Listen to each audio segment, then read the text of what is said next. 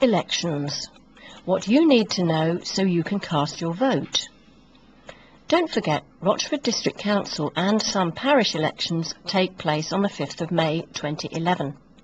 On the same day, there will also be a UK-wide referendum on changing the voting system for electing MPs to the UK Parliament. 1/3 of the District Council is up for re-election, as well as the following parish councils: Ashington, Barling Magna, Canewdon, Foulness Island, Great Wakering, Hawkwell, Pagglesham, Stanbridge, Sutton. If you're unable to go to the polling station on election day, you can apply for a postal or proxy vote. The closing date for new postal votes or changes to existing postal or proxy arrangements for these elections is 5 p.m. on the 14th of April. The closing date for new proxy voting applications is 5 p.m. on the 21st of April. Application forms can be downloaded from the Council's website, www.rochford.gov.uk, or you can contact the Election Office helpline by telephone on 01702 318 187. District wards involved in this year's elections are Ashington and Canewdon, Barling and Sutton, Foulness and Great Wakering, Hawkwell North, Hawkwell South, Hawkwell West, Hockley Central, Hulbridge, Downhall and Rolworth, Grange, Lodge, Swain Park, Rochford.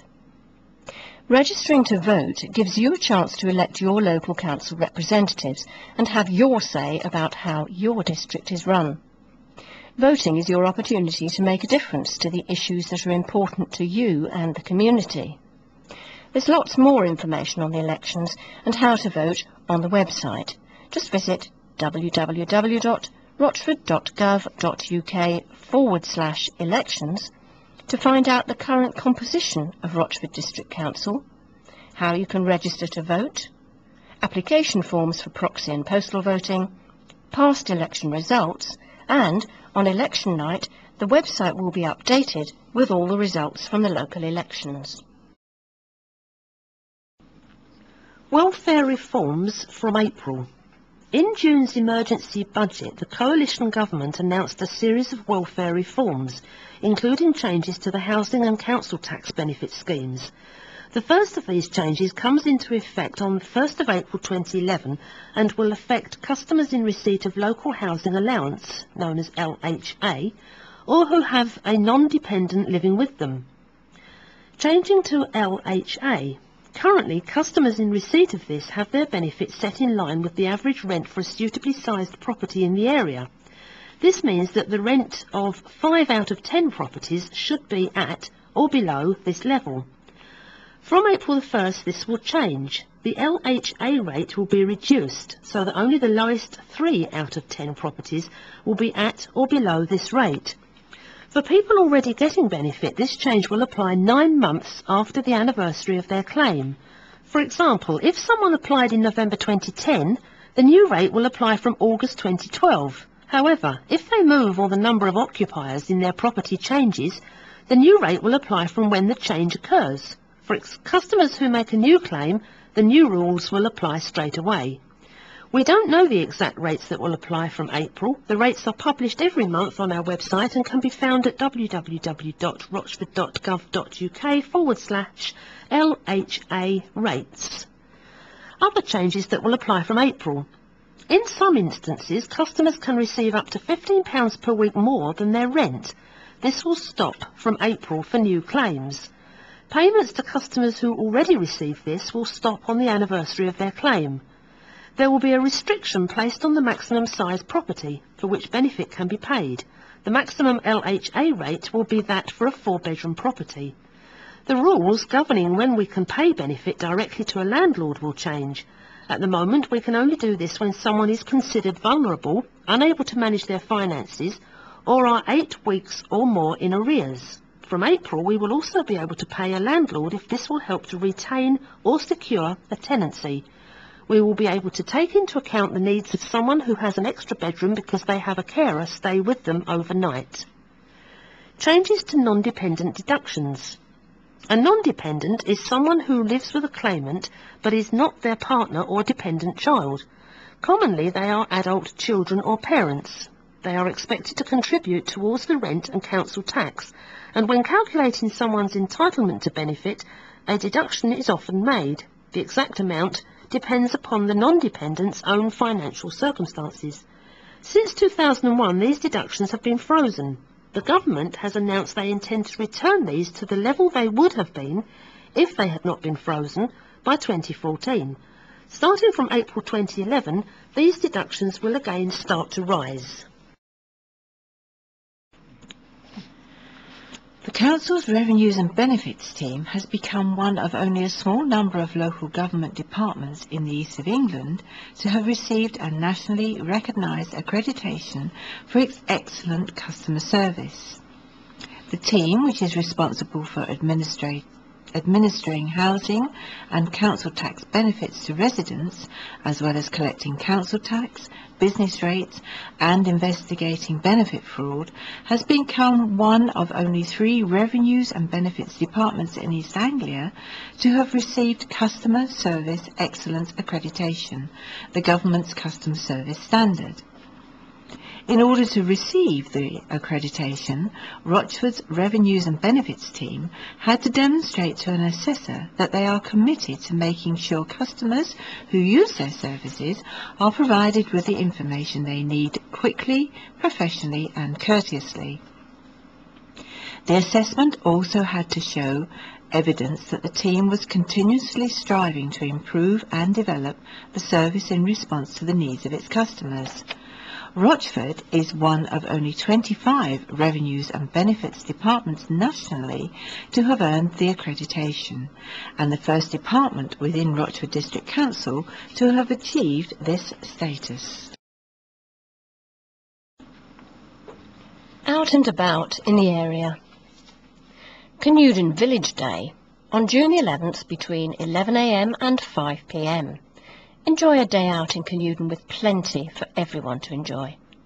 The church will be open with tower tours. There'll be a tug of war, bouncy castle, dog show and various other shows on the village green. There'll also be an opportunity to travel to the wetlands at Wallasey. The Memorial Hall will be open for ploughmen's lunches, and in the grounds there'll be a vintage tractor and steam engine display. You can also enjoy the school fete on the same day. Hockley and Hawkwell WI will hold a St George's Day coffee morning on April the 23rd between 10 AM and 12 noon at the old fire station, Hockley, and the cost is £1 for tea or coffee and cake. If you'd like to view the wonderful wildlife of Foulness, here's your chance with a tour of Foulness Island. It's on May the 18th or May the 25th from 6:30 PM. And you'll need to book early to avoid disappointment to have a guided tour of this fascinating part of our district. There are limited places available. The cost is £16 per person, and you need to contact Julia Mitchell or Julie Chelmsford on 01702 318 144. The Rochford District Easter Holiday Activity Programme will be held at various locations across the district between April the 11th and the 21st. There will be arts and sports activities for all ages up to 16 across the Rochford District, including an Easter Fun Day. Go to www.rochford.gov.uk/holiday activities for full details, or you can contact 01702 546 366. And Wild Woods Day. Another date for your diary. The Rochford District's Big Day Out is gearing up for its 8th year. The Council's leisure team is currently organising the annual Wild Woods Day in Hockley Woods on Saturday, June the 4th from 11 AM to 4 PM. The popular Free Family Fun Day will see the return of past favourites as well as new activities. Keep checking www.rochford.gov.uk/ for more details. Rayleigh Windmill will reopen again on April the 2nd through to and including September. The opening times are Wednesdays from 10 a.m. to 1 p.m. and Saturdays and Sundays from 1 p.m. to 4 p.m. The following exhibitions will take place on the second floor of the windmill during the 2011 season. Please also note later on when the dates will be for the windmill closing for private events. Entry is free, but donations are welcome. So we start with Rayleigh Through the Looking Glass between April the 2nd and May the 11th. This local historical group will be exhibiting their huge collection of historical artefacts and documents. Sails in the Wind, May the 14th to June the 19th, an exhibition that was created as part of the year-long celebration of the windmill's 200th anniversary. Max Dolding, between June the 22nd and July the 24th. Max is a local artist who uses monoscreen prints on vinyl for display on windows to create unique effects using natural daylight. A Journey to the Podium, July the 27th to August the 21st. This exhibition pairs artists with Essex athletes who have the potential to compete in the London 2012 Games. Artwork has been created to celebrate the athletes' achievements. The Journey to the Podium project has been awarded the Inspire Mark, which recognises projects uniquely inspired by the Olympic and Paralympic values. Sandra Ray, between August the 24th and September the 28th. Sandra is a Brazilian-born artist now living in Essex. She draws her inspiration from life, with the past being a constant influence in her work. She is drawn to art that is abstract, which is reflected in her own style of painting. And the private events that are happening in the windmill, which mean they will be closing April the 9th, May the 21st, June the 4th, July the 2nd and September the 24th. Please check before visiting, as these dates are subject to change and additions.